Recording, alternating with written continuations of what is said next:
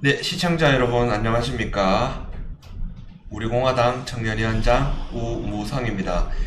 오늘도 이승만 대통령 서거 57주기를 기념하는 추모하는 조시철 교육연수 원장님과 함께하는 역사 진정 토크 세 번째 시간이 돌아왔습니다.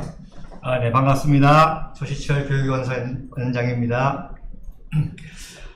오늘 토크에 들어가기 전에 어떤 의미에서 우리 우무성 청년위원장이 되시고 우리 조원진 당대표님 모시고 고 장경순 장군님 조문을 갔다 왔지 않습니까? 우리 장경순 장군님은 최고위직으로는 국회 부의장 거의 10년 지금까지 기록이죠. 10년 국회 부의장을 지내신 그야말로 서열의 한 10위 안에 드시는 그런 훌륭한 애국자 선배님이시고 국가 지도자인데 거기 우리 조 대표님이 조문 갔을 때 우리 우무성 청년위원장이 딱 옆에서 같이 가는 걸 보고 아주 기분이 좋았습니다. 마치 박정희 대통령, 박정희 장군 혁명 때 장경순 장군이 그때 이제 준장으로 유도가 10단이세요. 유도가 명예 10단인데 옆에서 경호 역할을 하시고 정말 평생 혁명 동지셨거든요. 혁명 동지라고 하지만 이제 아닌 사람들도 있고 또 배신한 사람들도 있고 그런데 끝까지 그야말로 의리를 지킨 분이 이제 장경순 장군이신데 우리 조원진 대표님하고 우무성 청년위원장하고 딱 들어가서 조문하는 모습을 보고 아주 저는 기분이 좋았습니다. 오늘 어땠습니까? 네, 저도 오늘 국가의 큰 어른이 이렇게 돌아가신 점에 대해서 매우 가슴이 아팠고, 또 사실 저는 그동안 장경순 국회 부의장님에 대해서 그냥 이제 국회의원 5선을 지내시고 국회 부의장을 이제 2번 이렇게 역임하셨다는 사실을만 알고 있었는데, 그리고 최근에 이제 자유통일당에서 상임 고문을 맡고 계시면서 우리 애국 우파 국민들에게 우리 우파가 어떻게 나아가야 되는지에 대한 그런 좋은 말씀 해주신 분으로 이렇게 기억하고 있었는데, 이번 기회에 공부를 해보니까 국가재건최고회의에도 참여를 하시고, 또 당시 이제 지역구가 전라북도 김제, 정읍 이쪽에서 국회의원을 쭉 하신 분이더라고요. 그래서 정말로 나라 발전을 위해서 평생을 헌신한 분이시다, 이렇게 생각을 했습니다. 우리 장경순 장군님이 100세에 돌아가셨거든요. 그 얘기는 1922년 즉 3.1운동 끝나고 정말 일본의 간악한 그런 독재하에서 압제하에서 태어나신 분이에요. 22년. 그러니까 일제시대 때 소학교, 중학교 다니시고 배제학교를 다니셨어요. 그래서 이승만 대통령 후배가 되시고, 또 일본의 명문대학이 이제 도요대라고 동양대 축산 산업과 졸업하시고 또 학병으로 갔다가 이제 해방을 맞이해서 육사 7기로 이제 입교를 하시고 이제 소위가 되셔가지고 6.25 또 참전용사시고 특별히 이제 동부전선에서 연대장을 하시면서 피해 능선 전투라든지 이런 데서 활약하셔서 훈장도 많이 받으시고, 그러다가 이제 별하나 준장 때 교육처장 때 5.16 혁명 동지로서 박정희 의장이 혁명을 했다는 소식을 제일 먼저 듣고 제일 먼저 달려가서 경호원 역할을 하신 분이 장경순 장군이십니다. 그리고 오늘도 이제 유족을 뵈면서 제가 사진을 보여드렸는데 5월 16일 날 성공하고 6월 7일 날 국비승만 박사님이 졸업하신 배제학교 개교 74주년인가 그랬어요. 그때 이제 또 장경순 의장이 배제 출신이니까 모시고 박정희 대통령을 모시고 첫 공식 행사에 가신 겁니다. 그래서 그때 이제 박정희 대통령이 또 연설을 하셨고, 그리고 이제 말씀하신 대로 이제 재건위원회에서 축산산업과니까 농림부 장관 하셨죠. 그러다가 이제 국회의원 되셔서 국회에서 이제 박정희 대통령 도와주신 분이고 무임소 장관도 이제 하신 그야말로 대한민국의 산 역사십니다. 그분의 삶이 그런 분이 정말 안타깝게 이제 백사로 소천하셔서 안타까운데 정말 많은 분들이 조문하고 기억을 해야 될 분이라고 생각하는데 우리 오늘 우무성 또 청년위원장이 또 그렇게 같이 가서 유족들도 뵙고 또 훈장들이 어떤 의미에서 대한민국의 상징이죠. 또 피와 땀과 눈물로 얻은 그 헌장이 결국 그 헌장 때문에 우리 대한민국 오늘날 이렇게 우리 청년들이 우선 청년들이 이렇게 자유와 행복을 누린다고 생각을 합니다. 또 특별히 오늘 장 장군님 조명과 훈장 이렇게 보고 또 유족들 뵈면서 또 다른 또 느낌 같은 거 있으세요? 이제 아무래도 향년 100세에 이렇게 소천하신 우리 또 장경순 국회 부의장님을 보면서 이 대한민국 건국의 역사가 결코 그냥 이루어진 것이 아니다라는 것을 정말 다시 한번 느꼈습니다. 이 대한민국이 정말로 어떻게 세워진 나라입니까? 5천년 가난의 역사를 그 누구도 끊지 못했는데 1948년에 이 자유민주주의라는 그 사실은 대한제국 시대 그 왕정으로 돌아가지 않고 자유민주주의라는 혁명적인 체제를 이승만 대통령이 세우고 또 그것을 이어받은 박정희 대통령이 부국강병 반공정신으로 이 세운 나라가 그냥 우리는 사실 교과서에서 몇 줄로 배우지만 사실은 그 수많은 이 선열들과 우리 어른들의 희생이 없었다면 정말로 만들어질 수가 없었다. 정말 제 친구들은 우리가 지금 누리고 있는 이 모든 것들이 그냥 하루아침에 그냥 이루어진 것으로 그렇게 착각하고 있는 친구들이 정말로 많아요.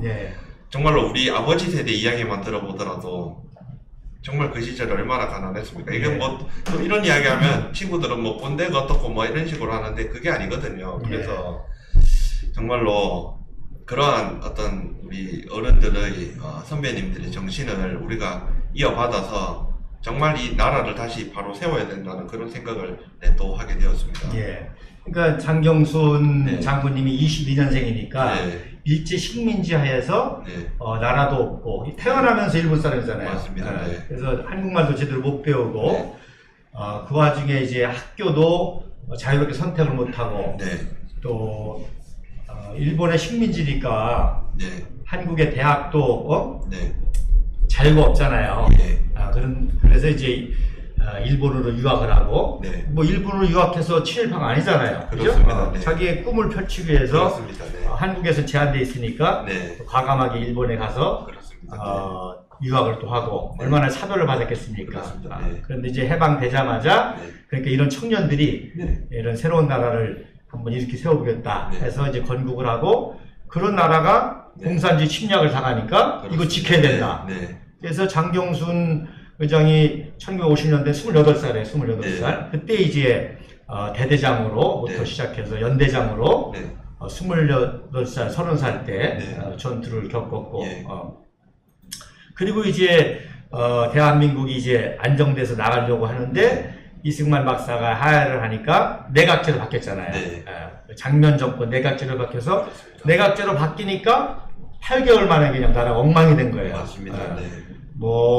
데모만 밤낮 데모하지 그 데모도 이제 종북 좌파가 횃불 데모하지 오라 남으로 가자 북으로 이렇게 하니까 이제 공산주의가 있으니까 박정희 장군이 이제 생명을 걸고 혁명을 해서 성공을 했고 그래서 박정희 대통령이 케네디 대통령의 초청을 받아가지고 미국에 가서 제일 먼저 한 말이 그 말입니다. 혁명에 성공하지 못했으면 적화 통일의 위기가 있다. 그런데 혁명을 성공할 뿐만 아니라 그래서 배제학당을 방문했다는 게 굉장히 중요한 터닝 포인트입니다. 그러니까 그 얘기는 무슨 얘기인가? 이승만 대통령이 세운 자유민주주의 그 체제와 이루려고 했던 모든 인프라 위에서 부국강병을 하겠다라고 하는 어떤 그런 상징적인 의미가 또 있는 거죠. 그게 이제 배제 출신의 장경순 장군이 박정희 의장을 모시고 배제학당 개교기념일에 처음 참석했다는 게 아주 역사적인 의미가 있는 거죠. 그래서 제가 잠깐 질문을 드리면 배제학당의 지금 현재 그게 배제고등학교로 그렇죠. 배제고등학교죠. 배제고등학교도 있고 이제 대학도 있고요. 배제대학이 있고 아, 그렇게 된 것이군요. 예. 네. 그래서 배제 대학생들은 네. 자랑할 게 없어요. 예. 그게 무슨 말인가 하면 워낙 이승만이라고 하는 독보적인 독보적인 분이 나왔기 때문에 네. 배제학당은 더 이상 인물이 없는 거죠. 네. 그렇게 굉장히 그래서 배제는 프라이드를 굉장히 가지고 있습니다. 예. 배제학당에서 참 많은 이 대한민국 건국에 참여하신 분들도 많이 예. 나오셨고 참 위대한 그런 학교가 아닌가 예. 생각을 해봅니다. 네. 그 배제뿐만 아니라 네. 이제 뭐 대학으로는 이제 연희전문대학, 연희 세브란스대학, 네. 또 보성전문대학이죠. 그게 이제 우리가 오늘 갔던 고려대학이 네, 바로 맞습니다. 고려대. 네. 보성전문에서 또 실관한 학교고, 네. 그렇습니다. 자, 그러면 오늘 한번 또 지난주에 이어서, 네. 지난주 이제 이승만 박사가 영어 배운 얘기 했죠? 예. 그래서 프린스턴에서 박사학위를 받았는데, 정확하게는 이제 국제법 박사입니다. 네. 국제법 박사인데, 워낙 논문이 출중해가지고, 네. 그 박사학위 논문도 보는 사람마다 또 얘기가 다 달라요. 네.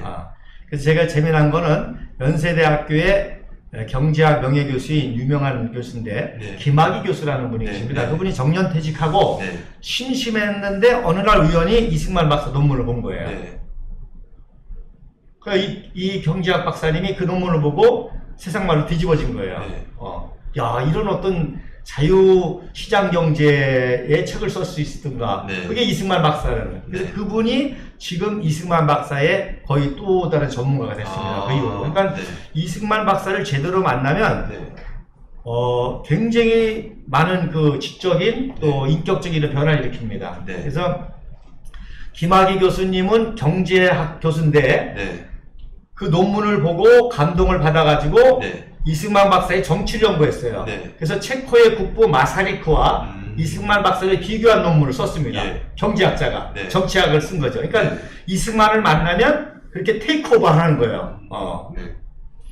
그리고 이제 국제법 학자들은 국제법이란 책이라고 그러고 해양 학자들은 또 해양법이라고 그러고 네. 또 저 같은 경우는 이거는 성경의 원리를 어떻게 삶에 적용하는 네. 윤리다, 네. 사회윤리다, 공동체윤리다, 예. 국제윤리다 네. 이렇게 되는 거죠. 어쨌든 이제 이승만 박사가 1910년 7월 8일 날 프린스턴 총장, 그 당시 총장이 누구셨죠? 기억나세요? 모르겠어요. 프린스턴 대학교 총장, 이게 바로 우드로 윌슨입니다. 윌슨. 우드로 윌슨이 프린스턴 총장했다가 뉴욕 주지사 갔다가 네. 대통령이 되신 분이죠. 네, 네. 근데 워낙 탁월한 분이니까 이제 네. 프린스턴 총장이 직접 박사학위를 네. 수여를 했죠. 예. 그러는데 1910년 8월 29일 날 무슨 일이 일어났어요? 한일합방이 됐잖아요. 네, 그렇습니다. 네. 그거를 한일합방이라고 안 하고 아주 한일병탄이라고 병탄, 하죠. 네. 그 한일병탄이 어떤 의미인지는 아시죠? 네, 알고 있습니다. 네. 완전히 이제 일본의 네. 식민지에 들어간 그렇습니다. 우리의 어떤 외교 주권이 완전히 그렇죠. 네. 예. 박살당한 그런 예. 상황입니다. 네. 제일 먼저 군대가 해산되고 맞습니다. 네. 외교권이 박탈이 네. 되고 공직도 이제 올라갈 수 없고 네. 아무리 공부를 잘해도 군수도 못하고 네. 또 은행도 은행장 못하고 네. 대리까지만 올라가고 네. 뭐 교사나 할 수 있고 네. 직업의 제한 뭐 모든 맞습니다. 제한이 오는 네. 그런 이제 식민지로 들어간 게 바로 한일병탄 네. 8월 29일입니다. 네. 그럼에도 불구하고 이승만 박사가 한국에 오시는 거예요. 네. 감동적이지 않습니까? 네. 감동적입니다. 감동적이잖아요. 네. 미국에 있으면 그런 제안도 많이 들어왔어요. 교수로. 네. 그러면은 편안하게 미국에서 교수하면서 맞습니다. 네. 잘 먹고 잘 살고 있는데 네. 아니 주권도 없는 나라에 네. 우리 국민들을 가르쳐 보겠다고 맞습니다. 돌아온 거예요. 네. 그것도 일부러 뉴욕에서 유럽을 거쳐서 네. 시베리아 네. 횡단을 거쳐서 네. 기차를 타고 네. 도착한 게 1910년 10월 10일 날 서울에 네. 도착합니다. 예. 자, 우리 한번 사진 한번 보이시죠. 서울에 도착한 환영식, 맨 앞에 환영식 사진이 있어요. 그거, 1-1. 자, 1-1 사진 한번 보여주세요. 자, 네. 이게,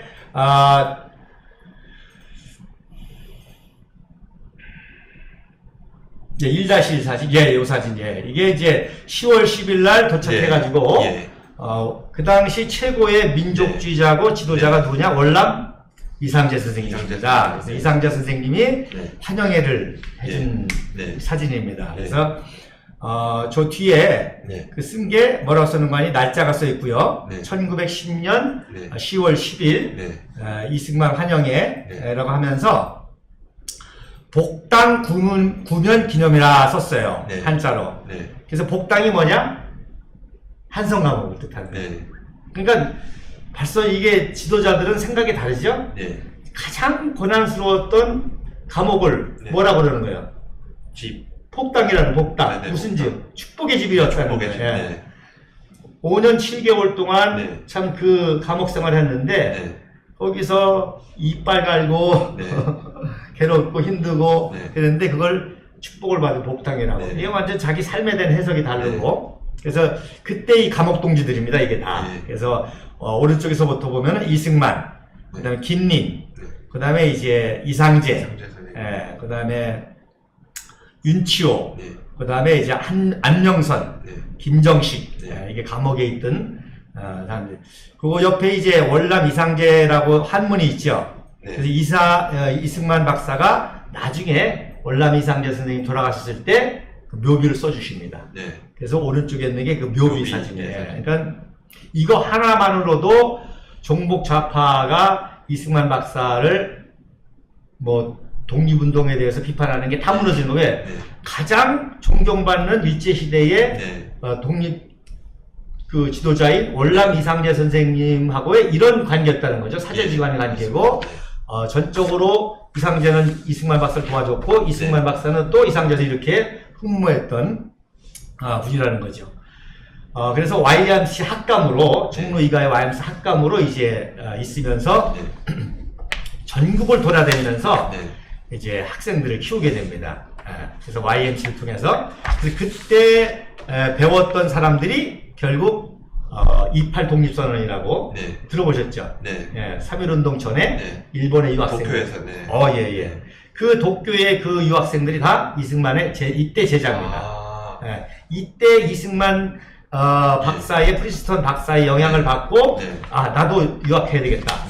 그래서 미국으로 가거나 유럽으로 가거나 그렇게 갈 형편이 안 되는 사람은 이제 일본으로 가게 된 거죠. 그래서 일본에서 유학생활 하다가 역시 이승만 박사의 비밀 지령을 받고 28 독립선언을 하게 된 거죠. 그리고 그 영향을 받아서 3.1 독립선언을 하게 된 거고 이분들이 이제 계속 독립운동 하다가 8.15 해방 후에 이 사람들이 50대가 됩니다. 50대 전후가. 그래서 이분들이 50대 전후가 이승만 박사를 한국에 있을 때 도와서 이제 대한민국을 건국한 위대한 건국의 인물들이 바로 이 사람들입니다. 그래서 그 다음 이제 사진을 보여주세요. 평양에 1911년 성탄절과 1912년 그 신년 집회로 이승만 박사가 집회하는 장면입니다. 오른쪽이 그 남산연교회라고 그 교회 안에서 보면 이 당시만 해도 남녀 칠서 부등석이라고 구별되어 있죠. 그죠? 남자 여자가 따로. 그렇죠. 오른쪽에는 여자분들이 흰 옷을 입고 있고 남자분들이 아이들하고 이제 있고 그래서 이 교회를 담임한 분이 이제 유명한 노블 선교사입니다. 노블 선교사님이시고 저 뒤에 있는 아들이 아버지는 윌리엄 노블 저 아들은 이제 하롤드 노블이라는데 이분이 이제 또 우리 대한민국 역사의 주인공이 됩니다. 그래서 이제 그거를 설명하기 전에 이렇게 했습니다. 이승만 박사가 전국을 다니면서 청년들을 깨우니까 일본 놈들이 가만히 있겠어요? 가만히 안 놔두죠. 가만히 안 놔두죠. 그래서 조작한 사건이 배고인 사건. 그렇습니다. 왜 배고인관이 105명을 잡은 거예요? 배고인의 재판. 그렇죠. 그래서 더 많이 잡아들여서 이제 조사를 했는데 마지막에 이제 요주인미르라고 한 사람 배고인인데 결국은 누굴 잡으려고 그런 거예요? 이승만 잡으려고 그런 거죠. 그러니까 선교사님들이 이승만만은 살려야 되겠다. 그래서 이승만 어떻게 살릴 것이냐. 그때 마침 이제 감리교 세계 네. 컨퍼런스라고 그러죠. 네. 전 세계의 감리교 지도자들이 네. 모이는 컨퍼런스가 이제 미네소타의 미애나폴리스에서 열렸는데 선교사들이 이제 일제와 타협을 한 거죠. 네. 그래서 우리가 참석하는 걸로 보낼 테니까 네. 체포하지 말라. 네. 그래서 이제 이승만만 그 감리교 대표로 네. 이제 미국에 보내는 조건으로 네. 이제 추방을 당하게 된 거죠. 네. 말로는 이제 참석이지만 네. 추방을 당하는 맞습니다. 불업은 이제 죽을 수밖에 없으니까. 그래서 지난주 이제 광고하기를 네. 이승만 박사하고 타이타닉호하고 네. 무슨 연관이 있을까? 혹시 타이타닉 영화 보셨어요? 봤습니다. 영화 못 봤어요? 그것만 해도 벌써 세대 차이가 나네요. 그 타이타닉호의 그 주인공이 배를 타고 그 선두라고 그러죠? 네, 네. 거기에 이제 자기 애인을 이렇게 십자가 칼을 잡고 네. 그 장면. 그 장면이 아주 압권이지 않습니까? 네, 네. 젊은이들의 로망인데 네, 예. 그게 이제 타이타닉호입니다. 네. 그래서 노블 선교사님이 보세요. 몇 식구예요? 한 40명. 아니. 네. 부인하고 네. 7명입니다. 7명. 네. 그 밑에는 쌍둥이에요. 네. 그래서 5명 식구를 데리고 네. 이제 안식년 겸 네. 이 컨퍼런스 가려니까 네. 짐도 많을 거 아니에요. 네. 그래서 이승만 박사 같이 가기로 한 겁니다. 네. 짐도 도와주고 네. 캐리어도 도와주고 네. 수속도 밟아야 네. 되니까. 그래서 타이타닉호를 타고 가기로 했습니다. 네. 예. 그래서 들어왔을 때 역방향으로 네. 서울에서 평양 거쳐서 시베리아호를 타고 네. 타이타닉호를 프랑스에서 네. 경유할 때 만나서 네. 타이타닉호를 타고 네. 가기로 했는데 네. 어떻게 됐을 것 같아요? 비행기가 비행기가 아니라 배죠, 배. 배가 연기가 되는. 연기가. 그래서 이제 다 예약을 해놨는데 네. 어떤 일이 벌어졌는가 하니 네. 그 당시에 감리교의 감독이 네. 해리스라는 감독인데 네. 일본 감리교와 한국 네. 감리교를 같이 이분이 해리스 감독이 했는데 대표적인 친일파입니다. 네. 대표적인 친일파예요. 예. 그러니까 해리스 감독이 네. 이승만을 데리고 가면서 네. 이승만을 설득시키려고 네. 독립운동하지 마라. 네. 네. 너 그냥 목사나 선교사가 네. 돼서 네. 신앙적인 일만 하지. 네. 그래서 그렇게 회유 협박 내지 그거 하려고 네. 데리고 가자 그런 거예요. 네.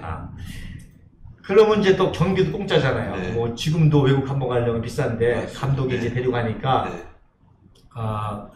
그래서 이제 해리스 감독이 또 노블 선교사는 자기 네. 그 회화에 있는 사람이니까 양해를 구해서 네. 이제 이승만 박사가 해리스 감독하고 일본을 경유해서 네. 하와이를 통해 이렇게 가게 된 거죠. 네. 예. 그런데 이승만 박사가 해리스 감독에게 설득을 당했을까요? 안 당해요. 안 당했겠죠. 네. 예. 그래서 일부 이제 기독교 역사학자들은 네. 또 요걸 또 오해를 해요. 네. 그래서 노블 선교사가 오히려 친일파였기 때문에 네. 노블 선교사가 같이 가자는 거를 이승만 박사가 친일파기 때문에 안 갔다라고 이렇게 네. 또 해요. 그러니까 네. 역사를 제대로 모이면 엄청난 그렇죠. 오해와 네. 오류가 생기는 거예요. 예. 그래서 오히려 친일파 해리스 감독이 이승만을 그렇게 하려고 네. 했던 거고 네. 노블 선교사는 뭐 감독이 이렇게 하라니까 네. 할 수밖에 없었던 거죠. 그러면 노블 박사는 어떻게 살아났냐? 네. 5 식구를 데리고 그 짐을 가지고 시베리아를 가서 유럽에 내렸는데 네. 배계지 사고가 난 거예요. 네. 우리도 가끔 가방이 안 도착할 때가 있잖아요. 맞습니다. 네. 그래서 가방이 도착을 안 해가지고 네. 이 배를 네. 못 탔습니다. 네. 그러니까 참 신기하죠, 그죠? 네. 예. 둘 다 죽을 수 있었는데 둘 다 테니테크와 함께 대한민국 운명이 끝날 수도 있었습니다. 네. 그런데 참 역사의 아이러니와 기적이와 축복이죠. 네. 이승만 박사도 살고 노블 선교사도 살고 맞습니다. 그래서 미에나 폴리스에서 이제 네. 만나게 재회를 하게 됩니다. 예. 근데 거기서 이제 또 재미난 사건이 일어나요. 그래서 얼마나 반가웠겠어요, 서로. 네. 특히 이제 이 박사님이 네. 걱정이 됐겠죠. 네. 타이타닉 그 침몰했다니까. 네. 근데 재회하니까 얼마나 반가웠겠습니까? 말씀드린 대로 이제 이승만 청년이 배제학당에서 제일 먼저 영어를 배운 게 노블 선교사라고 했잖아요. 네. 근데 그때 노블 선교사가 알파벳도 모르는 신입생한테 네.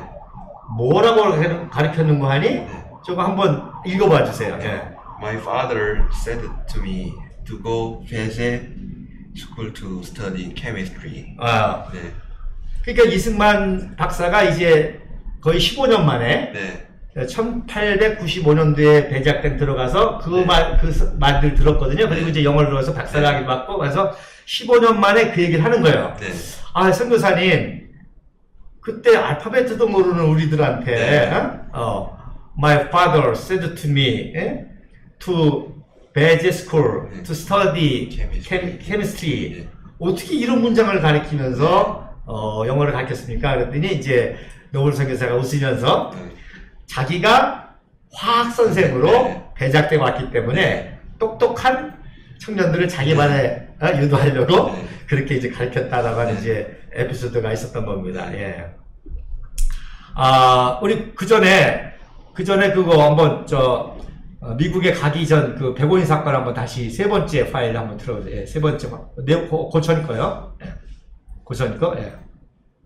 예. 자, 이승만 박사를 백오인 사건에서 체포되지 않기 위해서 그 조선 감리교 대표로 평신도 대표로 보내려고 그러는데 일제가 무서워서 다 교회 소속 안 해주는 거예요. 주저하는 거예요. 괜히 자기네 교회 이승만 박사가 소속했다가 어떤 당할까봐 누가 도와줬느냐? 배제학당의 동기동창인 이경진 목사가 그 당시 중앙감리교회라고 지금 어디냐면 그 태화관 있습니다. 우리 종각에서 우리 우회전하잖아요. 그 좌쪽에 있는 게 이제 그 교회인데 거기 이경진 목사님이 자기 교회 소속을 해가지고 거기서 평신도 대표를 선출을 해서 미국을 보내게 되죠. 그래서 저기에 그 마지막 기념 촬영을 한 겁니다. 마지막 송별 예배를 드리고 그래서 이승만 박사님이 이제 빨간 동그라미 안에 있고 이경직 목사가 있고요. 그 다음에 부학감이 누구냐면 그 당시 YMC 부학감이 육정수라는 분입니다. 이 육정수라는 분이 누구냐? 유경수 영부인의 사춘지간입니다. 육종관 어르신의 조카예요. 근데 나이는 더 많죠. 큰형님의 아들이니까. 그래서 오늘도 우리 박근영 그 총재님 오셔가지고 우리 우궁성 청년위원장이 만나서 인터뷰 잠깐 하셨죠? 어떤 내용 하셨어요? 주로 이제 그 장경순 부회장님과 박정희 대통령의 인연 이런 것들을 중심으로 이야기하셨고 또 장경순 위원장님의 어떤 생전의 어떤 활동이나 이런 것들을 중심으로 현재 이제 우리 이 자유우파 애국 국민들이 어떠한 방향으로 나아가야 하는가 그런 내용 중심으로 이야기를 해주셨습니다. 이제 영상 올라가면 기대가 됩니다. 그래서 저도 박근혜영 대표를 오래간 만났더니 굉장히 반가워하시더라고요.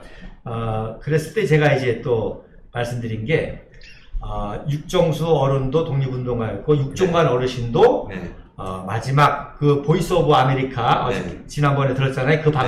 그 방송을 국내에서 비밀리에 청취해가지고 그 소식을 그 독립운동가들에게 비밀리에 전파한 사건이 마지막 독립운동이었습니다.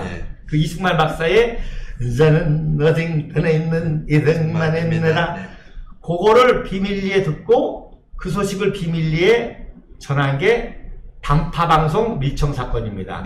이게 마지막 독립운동이었거든요. 이때 육종관 어르신이 그 자금을 대준 거예요. 그래서 일본 놈들이 단파방송을 못 듣게 하려고 수신기를 다 뺏어갔어요. 근데 그 수신기를 이제 사제로 만든 거죠. 그런 자금을 도와줘서 그런 이제 독립운동 가셨다고 그랬더니 박근영 총재도 그러냐고 또 굉장히 좋아하시더라고요. 그분이 이제 저때 같이 다 사진을 찍은 겁니다. 그 다음 장면. 자, 그 다음 장면이 이제 교회에서 YMC 간부들하고 찍고 그 다음에 이제 송별예배 드리고 윤치호. 그러니까 백오인 사건에서 누가 제일로 형을 많이 받았냐면 윤치호입니다. 10년. 그렇죠. 그렇다면은 윤치호가 친일파예요? 아니죠. 제일 요주 인물이니까 네. 10년을 때렸단 말입니다. 네. 네. 그 다음에 남강 이승훈 선생은 어떻게 잡혔냐면 네. 기차를 타고 가다가 눈물을 눈물을 예. 약간 잡혀가는 동료들을 보면서 눈물을 그렇죠. 흘렸는데 그거를 딱 캐치한 순사가 이거 같은 편 아니냐 해서 잡혔어요.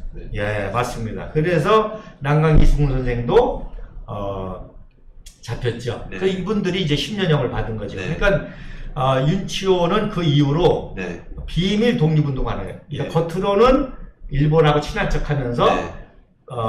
국내 모든 정보를 또 국내 자금을 모아서 네. 이승만 대통령에게 박사님에게 한 국내에 그 보이지 않는 비밀운동을 하신 네. 거죠. 예. 그래서 종북 좌파가 제일 싫어하는 사람 중에 하나가 윤치호입니다. 그래서 친일파라고 매도하는 거예요. 예, 맞습니다. 그래서 네. 해방되자마자 네. 종북 좌파들이 야 누군가는 하나 친일파로 희생제물을 삼아야 되지 않냐. 자기들 다 친했으니까 네. 나한테 오는 화살을 네. 대표로 돌리려고 네. 만든 게 윤치호인 거죠. 네. 예. 그래서 이제 저게 이제 저렇게 그 당시에 저렇게 얼굴에다가 네. 씌워가지고 잡혀가는 그런 모습입니다. 예. 저걸 보고 이제 남강 이승훈 선생님은 눈물 흘렸다가 이제 잡히는 그런 역사가 있었죠. 제가 고등학교 때 그 배고인 사건에 대해서 예. 이제 데라우치 마사타케 그 암살 미수 그렇죠. 이거를 일본이 이제 조작을 해서 조작한 거지.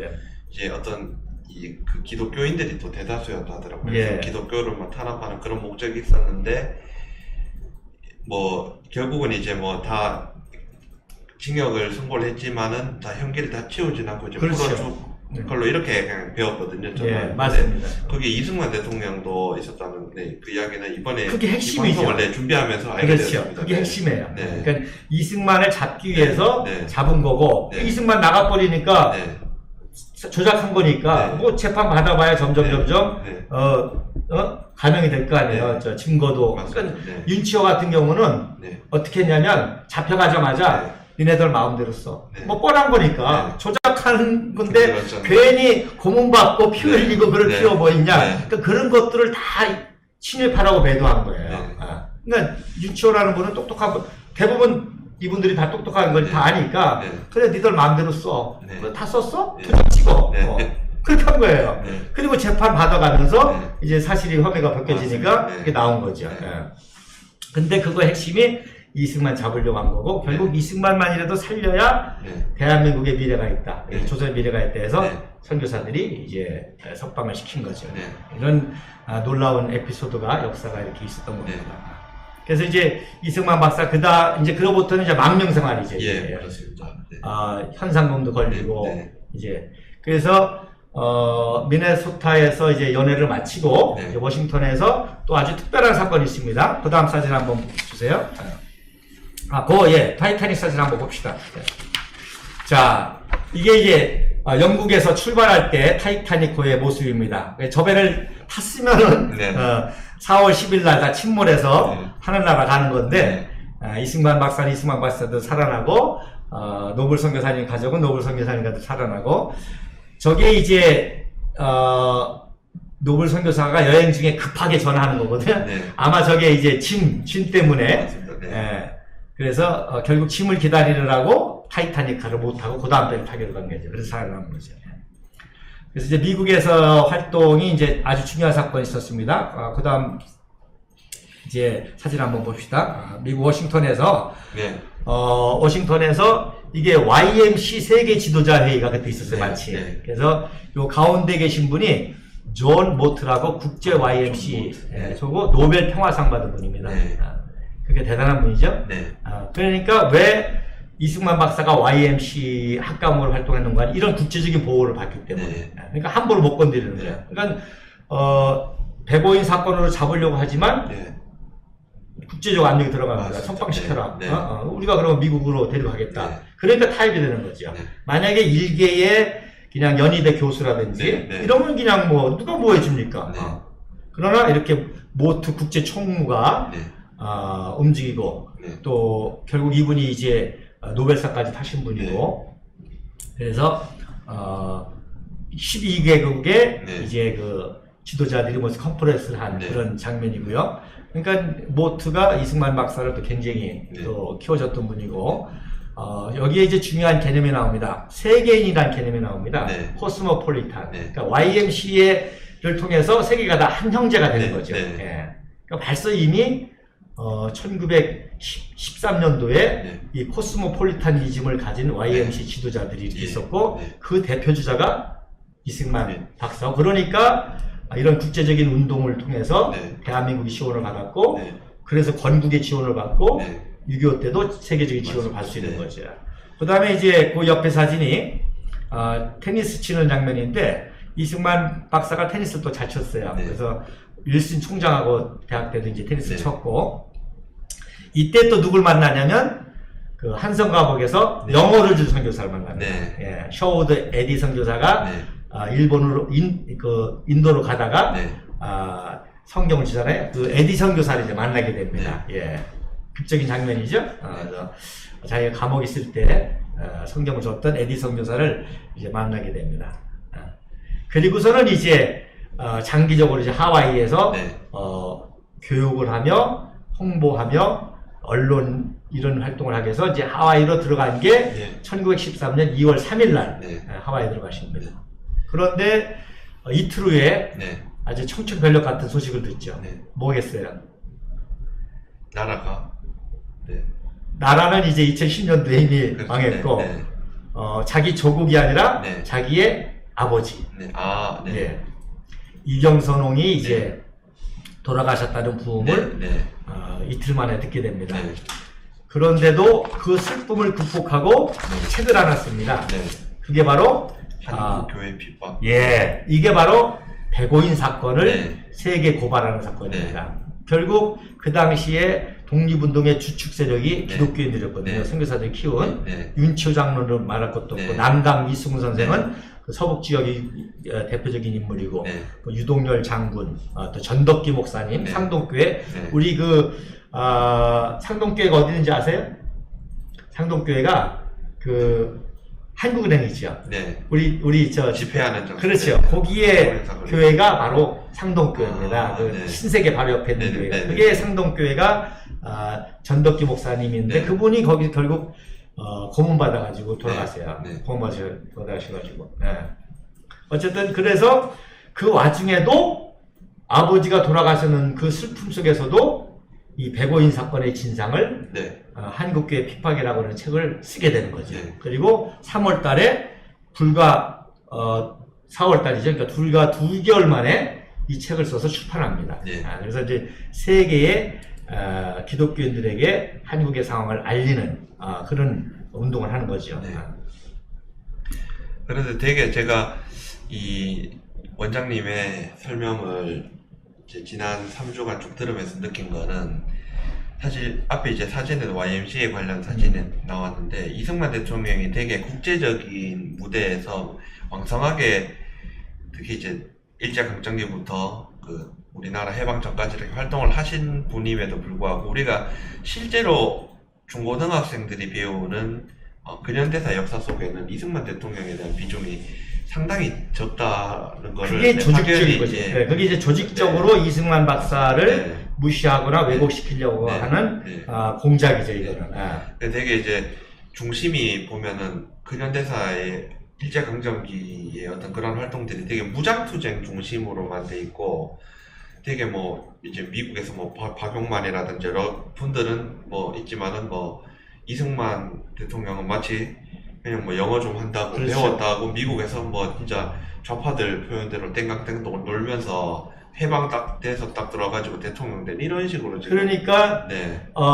이승만 대통령이 하나의 기준인데, 무슨 기준이냐면 이승만 박사를 제대로 모르는 거예요. 맞습니다. 네. 제대로 모른다는 건 뭔가 네. 자기 수준으로 생각하는 거예요. 네. 자기 수준으로. 네. 자기 수준으로 유학 가서 네. 땡까땡까 노는 네. 자기 네. 수준으로 맞습니다. 네. 평가를 하는 거예요. 네. 그 이승만 박사의 그 고도의 세계를 모르니까 자기 수준으로 생각한단 말이에요. 네. 그러니까 이승만 박사를 안다는 건 무슨 네. 뜻인 거니? 지적 수준이 있다는 겁니다. 맞습니다. 네. 그리고 이승만 박사를 비판하는 거는 네. 지적 수준이 낮다는 얘기예요. 네. 그 세계를 모를 뿐만 아니라 네. 그 이상을 모르니까 네. 이런 국제적인 걸 모르고 네. 역사의 진실을 모르고 네. 네. 그러니까 한마디로 말해서 이승만 박사를 알수록 수준이 높아질 수밖에 없고요. 네. 또 종북좌파는 그야말로 지적 수준이 안 되는 거예요. 그 세계를 모르기 때문에. 그래서 이 한국교회 핍박이라는 책도 네. 또 얼마나 중요한 거 아니? 네. 이 목사들 중에서도 종북좌파 목사들이 많거든요. 네.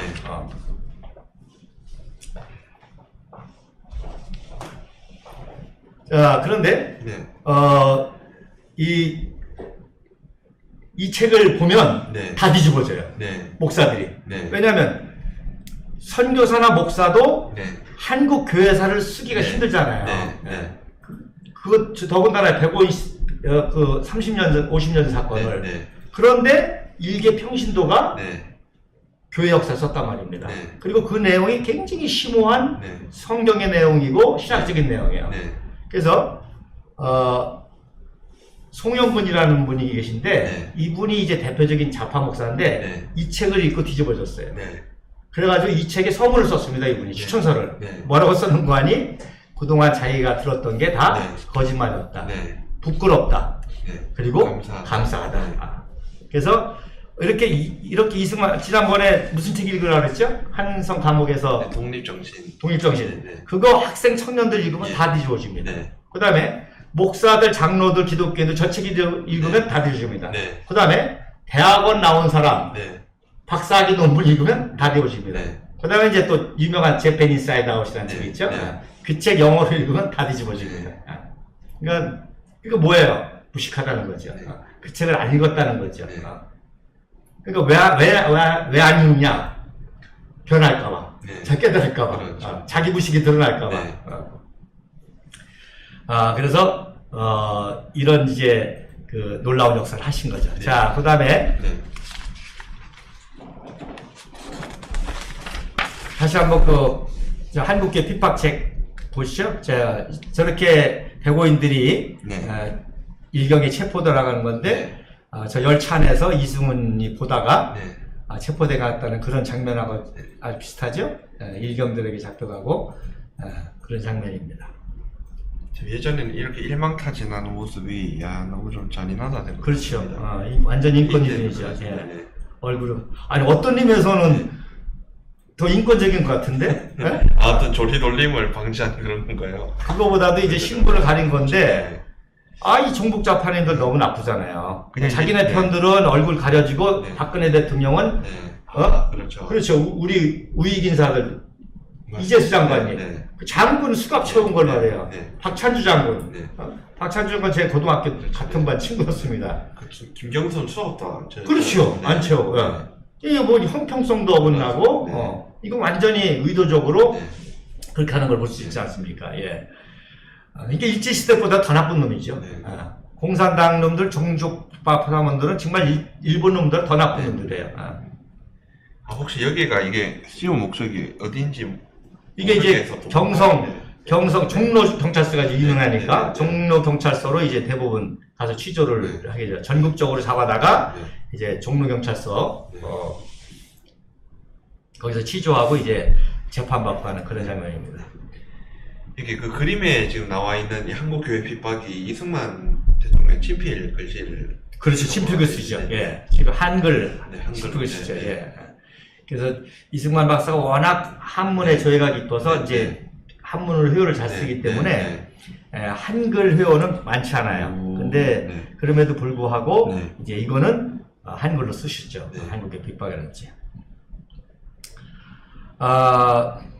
자, 우리가 지난번에 이제 최초로 영어 네. 연설 공개하지 않았습니까? 네. 그 이후에 이번에 하나 또 공개하게 되겠는데 네. 6.25 때입니다. 네. 6.25 때 1950년 6월 25일 날 네. 북해군이 기신남치에서 네. 1928년 6월 28일 날 네. 3일 만에 서울을 점령을 당하죠. 네. 그래서 한강다리 폭파, 그것도 네. 대표적인 이제 그 종북좌파의 네. 조작입니다. 그래서 한강 폭파는 네. 이거는 군사작전의 기본입니다. 네. 후퇴하고 도가하지 못하도록 맞습니다. 네. 이거를 폭파하는 거는 네. 이제 군사작전의 매뉴얼이고 네. 그거는 이제 이승만 박사가 관여할 일이 아니고 네. 군사작전이 아니니까 네. 오히려 이승만 박사는 네. 서울을 지키려고 그래도 네. 의협심이 가능하니까 그래서 그러는데 이제 고집을 피우니까 오히려 아까 말한 그 노블 참사관 네. 그 노블 선교사님 아들이 이제 나중에 커서 네. 평양에서 태어나서 평양에서 자랐거든요. 네. 그러니까 대동강에서 수영을 하고 노는 거예요. 네. 그러니까 이제 미국의 오하이오 웨슬리안 유니버시티라고 네. OW라고 하는 유명한 이제 선교사관학교라는 네. 거기 대학을 나오고 해병대 장교로 들어갑니다. 네. 그리고 거기서도 한국에서 태어났으니까 몇 국어를 하겠어요. 우선 한국어, 한국어, 네. 모국어, 영어. 네. 그다음에 일제시대니까 일본어, 일본어. 네. 그다음에 중국 가까우니까 중국어. 네. 또 위에 러시아. 그러니까 동북아 전문가잖아요. 네. 그러니까 2차 세계대전이 일어나니까 정보장교로 메가더 장군의 최측근 정보참모를 합니다. 네. 해군 중령으로 네. 정보참모를 합니다. 네. 그리고 전쟁이 끝나고 군정이 시작되니까 네. 당연히 최전문가로 네. 하지 군단장의 정치고문으로 오게 네. 되는 거죠. 네. 그러니까 그때부터 이승만 박사를 이제 도와주게 되는 네. 거죠. 네. 어쨌든 그래서 지금 미 대사관들도 지금 다 도망가고 다 철수시키고 네. 네. 하니까 설득을 해서 이승만 박사를 27일 날 네. 아침에 이제 피신을 시킨 거죠.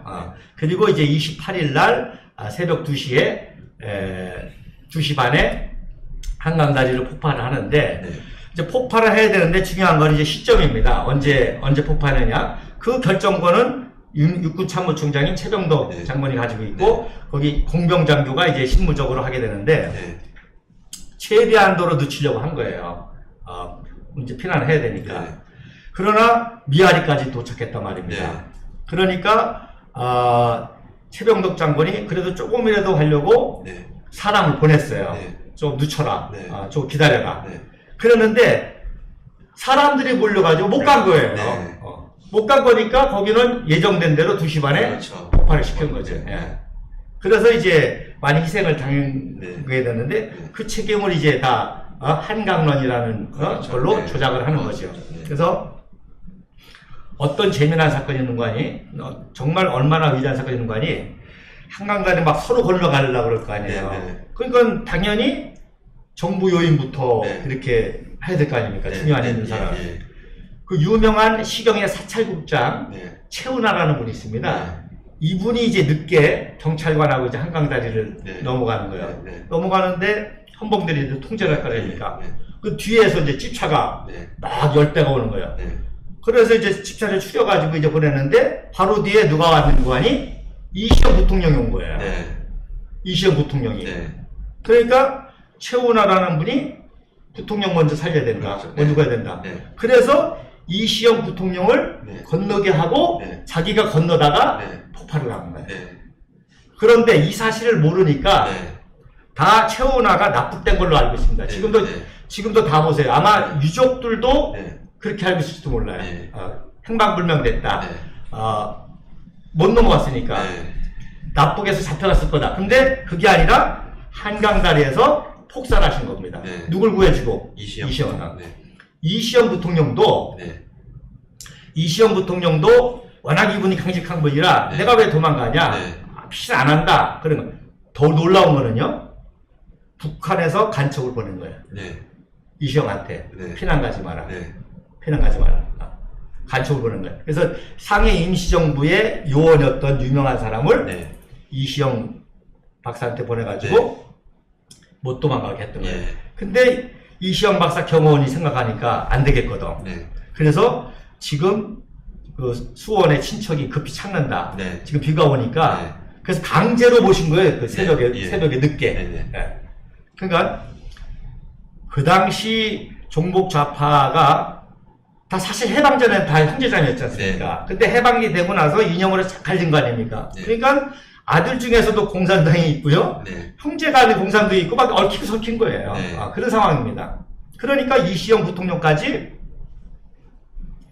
도망을 못 가게 하고 네. 이시영 부통령을 체포해서 네. 항복 방송하려고 그랬지. 네. 그러니까 원래 원래 이승만 대통령 잡히면 네. 끝나는 거잖아요. 그렇죠. 뭐 전쟁하고 자실까 그렇죠. 뭐게 있어요. 네. 이승만 박사 도망 못 가게 해서 네. 차단 포위해가지고 이승만 박사 잡으면 전쟁 끝나는 네. 겁니다. 근데 그거라도 안 되면 이 시험까지라도 하면 타격이 크잖아요. 네. 부통령이 항복해버리면. 네. 근데 그렇게 공작을 했는데 네. 경호실장이 집차를 강제로 네. 새벽 4시에 못 올 뻔한 거를 네. 최원화 사찰가장이 네. 그렇게 구해주고 도와요. 이 최원화 사찰가장이 건국 과정에 빨갱이들 때려잡았다고 네. 바로 반민특위에서 잡은 게 최원화입니다. 네. 그래서 반민특위, 네. 반민족주의 처벌이라는 걸로 네. 반민족 행위자. 그렇죠. 네. 그게 한 게 뭐냐면 7, 8하는 목록으로 네.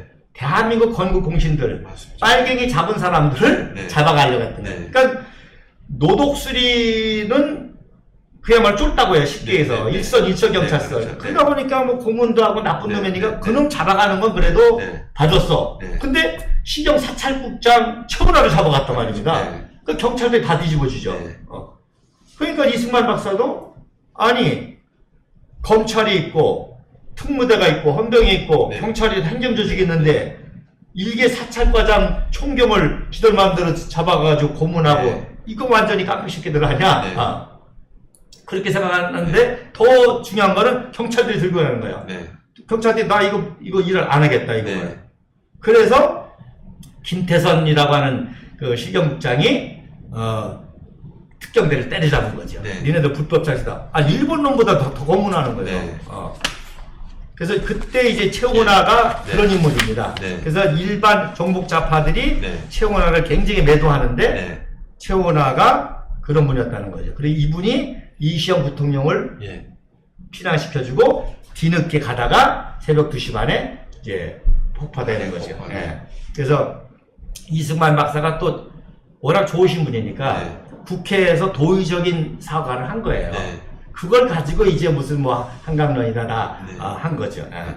네, 우리가 몰랐던 이 한강다리 네, 폭파 사건의 예. 진실이었습니다. 예. 네. 자, 그래서 그 다음 한번 사진 보세요. 그 전에, 예. 그 인천 상륙작전 영화 보셨어요? 인천 상륙작전 영화 못 봤어요? 네. 그 유명한 영화를 못 보셨구나. 그 인천 상륙작전 영화에 보면 이제 맥어더가 네. 그 시찰한부에 네. 여기입니다, 여기. 네. 우리 공화당 당사 네. 요 언덕에서 한강을 시찰하면서 네. 했는데 그때 신동수라고 하는 이사단 그 참호 병사라 네. 대환 얘기를 하죠. 네. 이게 바로 그 사진입니다. 네. 이것도 제가 찾았습니다. 네. 그래서 전설로만 있었는데 네. 저기 보시면 그 철모 쓴 병사 보이죠? 네. 저 철모 쓴 병사가 바로 메가더와 대화한 신동수 하사입니다. 네. 그리고 자세히 한번 보여주세요. 저기에 오른쪽에 있는 분이 김종갑 대령, 네. 시흥 전투사령부의 참모장이고 영어를 통역했던 김종갑 대령이고 그 옆에 있는 게 신동수 하사입니다. 네. 자네 언제까지 참모를 시킬 거야? 그랬더니 메가더 장군도 군인이고 나도 군인입니다. 상관의 명령이 있을 때까지 네. 의자를 지키겠습니까? 네. 네. 그런 이제 감동적인 대화를 나눴다는 네. 거고 그때 통역한 게 바로 노블 선교사입니다. 네. 이분이 하럴드 노블이에요. 네. 이분이 그 이승만 박사가 평양에서 집회할 때 네. 10살짜리였어요. 10살. 네. 그래서 이 헤럴드 노블이 통역을 한 거예요. 자, 그리고 이제 한강을 시찰하는 거잖아요. 네. 그래서 이 시찰을 하고 메가더 원수가 한국을 도와야 되겠다. 네. 그 지상군을 투입해야 되겠다. 네. 그리고 인천 상륙을 해야 되겠다. 이런 네. 것들이 이제 구상이 있게 됐던 거죠. 그리고선 이제 지상군이 올 때까지 방어 작전을 쓴 게 이제 낮 동안 방어 작전이고요. 그래서 이 헤럴드 노블이라는 분이 얼마나 중요한 분인고 하니 바로 1등 서기관으로서 트럼프 행정부와 이승만 대통령이 연락 업무를 하는 거예요. 이렇게 중요한 업무를 하는 네. 거죠. 그러니까 얼마나 소통이 잘 이루어지겠어요. 네. 아버지와 같은 분인데, 네. 아들과 같은 분인데, 네. 어떤 의미에서 동지인데. 네. 그래서 보세요. 1950년 7월 20일 날 트루먼 대통령이 네. 기자회견을 합니다. 네. 지금 한국 전쟁이 굉장히 어렵다. 네. 그리고 소련 공산 위협이 크다. 네. 긴장해서 봐야 되고 우리가 도와줘야 된다. 그래서 특별 기자회견을 한 날이고 그 다음 날 이승만 박사가 대구 임시수도에서 네. 기자회견을 합니다. 네. 그래서 기자회견을 할 때 이제 태극기를 보여주면서 기자회견이죠. 그래서 제가 이때 그 영어 연설을 또 하나 찾은 거예요. 한번 네. 들려주시죠. 이것도 분량이 꽤 될 텐데 현재까지 찾은 거는 한 1분 정도입니다.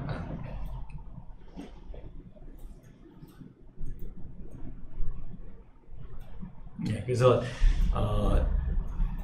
지금 미군들 I have no words to tell of the magnificence of their courage and devotion, or of our humbleness before their sacrifice. 어떤 험난한 날에도 But I know, as you know, that whatever dark days we must yet pass through, 그리고 이 by their dedicated sacrifices, they are making possible a decent and free and kindly world 세계에 for our children and for their children and their children's children. 이거는 So proud to fight under the flag of the United Nations and under the brilliant leadership of their gallant and friendly Commander-in-Chief, General Douglas MacArthur, as United Nations Commander in Korea. UN에 대해서 On behalf of every Korean man, woman and child, I want to especially thank American, Australian and British soldiers, sailors and airmen who daily and nightly risk give their lives in this distant land 오스트리아 so that liberty and freedom shall not perish from the earth. I have no words to tell of the magnificence of their courage and devotion, or of our humbleness before their sacrifice. 유엔과 우방에게 이제 도와달라고 호소하고 네. 이 호소를 듣고 이제 21개국이 다 참전을 하게 되는 거죠. 자, 그때 이승만 박사가 외신 기자회견하면서 네. 자, 그 외신 기자회견 앞에서 이 태극기를 펼쳐 보이면서 네. 호소를 합니다. 네. 그래서 이게 너무 유명한 장면이라 외신 기자랑 같이 있는 사진을 찍죠. 저기 오른쪽에 있는 게 이제 외신 기자입니다. 네. 이승만 대통령이 이게 1912년 네. 한국을 떠날 때 네. 그때부터 네. 품었던 태극기예요. 네. 그러니까 가슴에 저 태극기를 품고 33년 동안 독립운동을 하고 네. 6.25 피난할 때도 저거를 가슴에 품고 왔다가 네. 저걸 펼쳐들고 네.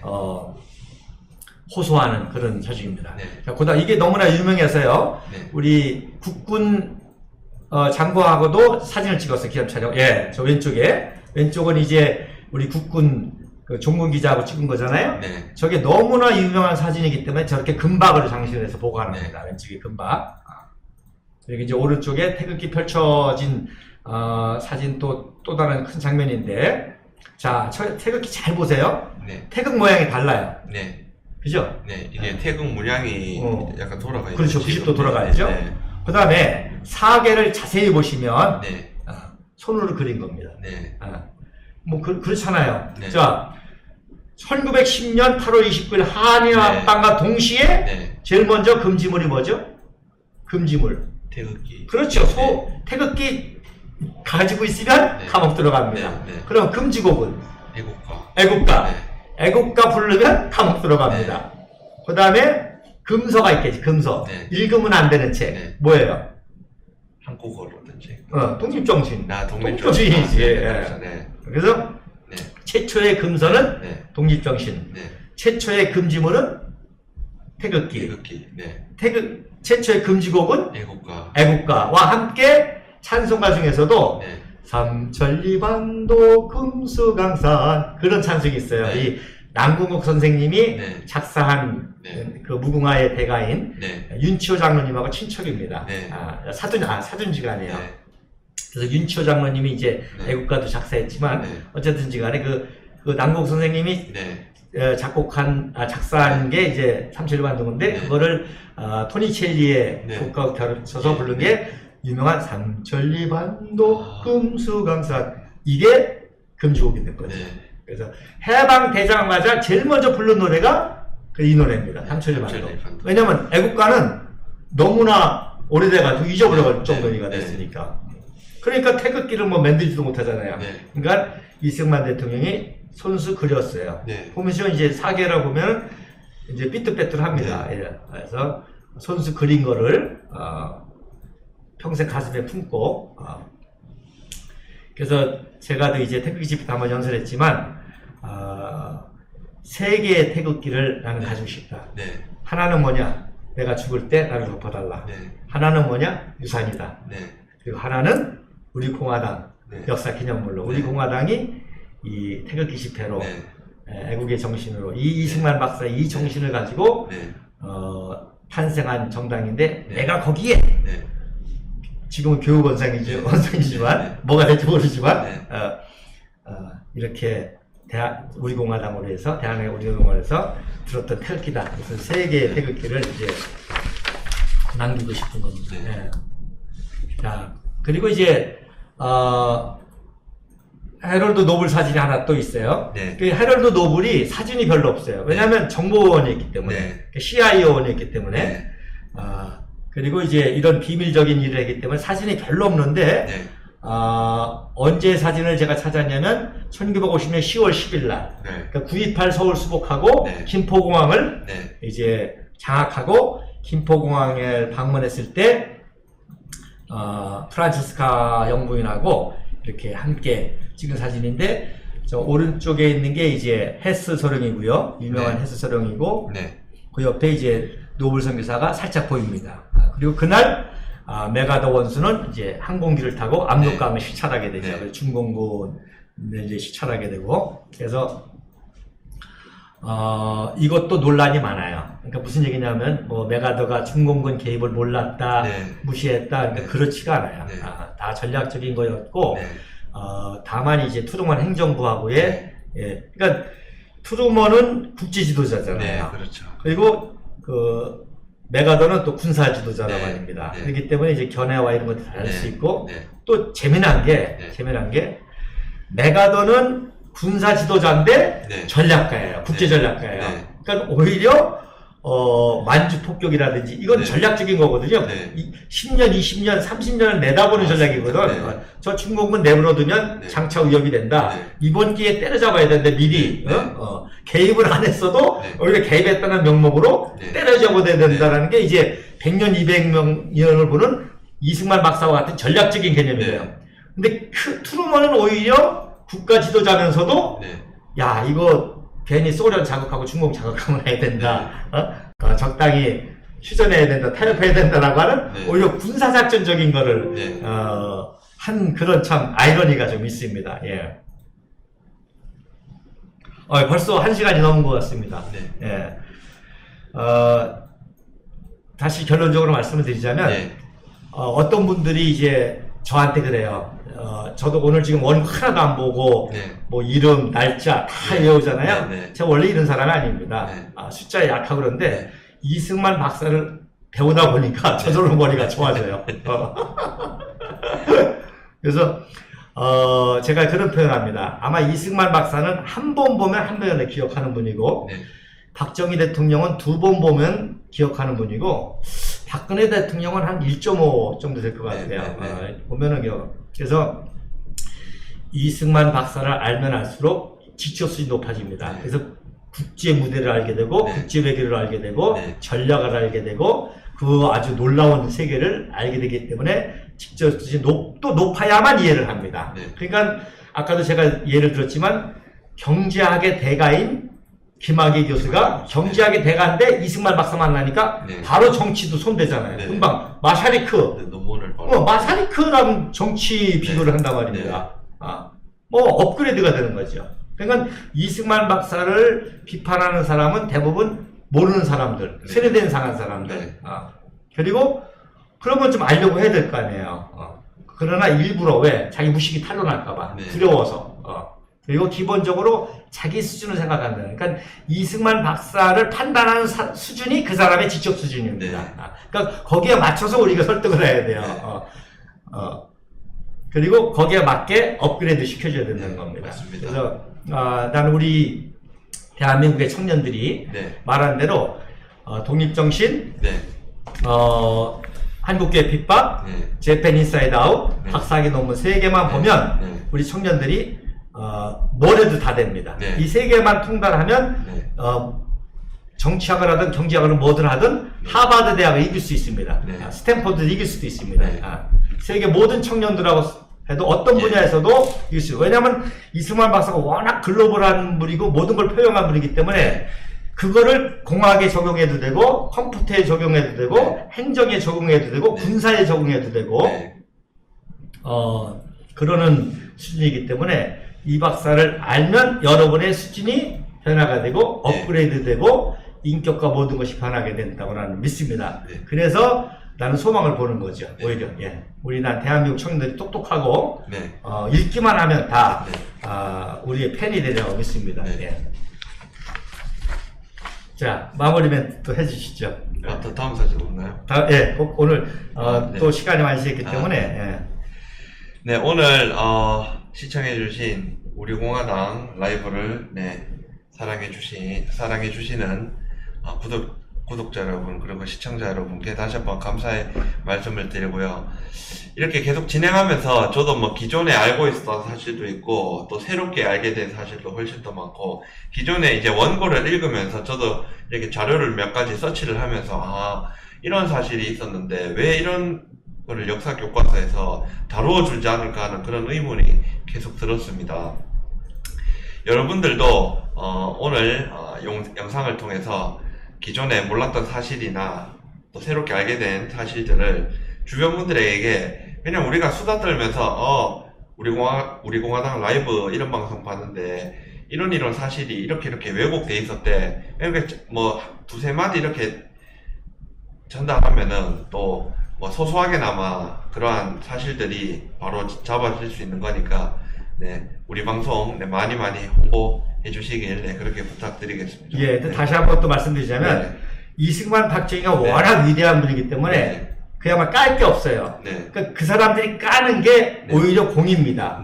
그 공을 교묘하게 깐 거죠. 그러니까 한강다리 폭파도 굉장히 역사적인 중요한 그 위대한 사건이지 않습니까? 오히려 그런 걸로 까는 거예요. 그런 걸로 뭐 한강론이라든지 아주 언어를 만들어 가지고 또 앞으로 이제 다루겠지만 뭐 발치개인 사건이라든지 또 하야 사건이라든지 또 박정희 대통령 깔 게 없으니까 친일파를 까는 거고 깔 게 없으니까 남로당을 까는데 남로당 까자 이거야. 이제 나중에 하지만 남로당을 까는 거기에 또 더 놀라운 진실이 있죠.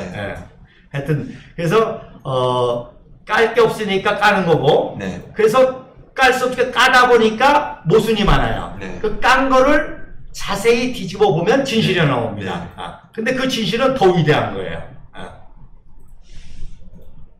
자, 그리고 또 다 예고편한 걸 하지. 인천 상륙작전 9월 15일 날짜를 누가 정했냐? 이승만 대통령이 정했습니다. 그 비밀을 이제 메가더하고의 그 인천 상륙작전 날짜가 왜 9월 10일인 더 좋은 날짜가 있었거든요. 그러니까 일반 허평환 장군님도 가끔 그래요. 아니 종사는 어디 군목제대 했는데 육사단을 나보다 더 잘하느냐고. 육사단 사단장이셨잖아요. 맞습니다. 그러니까 이승만 박사를 알아야 육사단도 알 수가 있습니다. 그러니까 육사단도 이승만 박사가 어떤 의미에서 그거 유명한 용문산 전투, 파라오 전투, 장도영 장군, 내가 지난번에 그 미국 장성들 모아놓고 브리핑한 거 얘기하지 않습니까?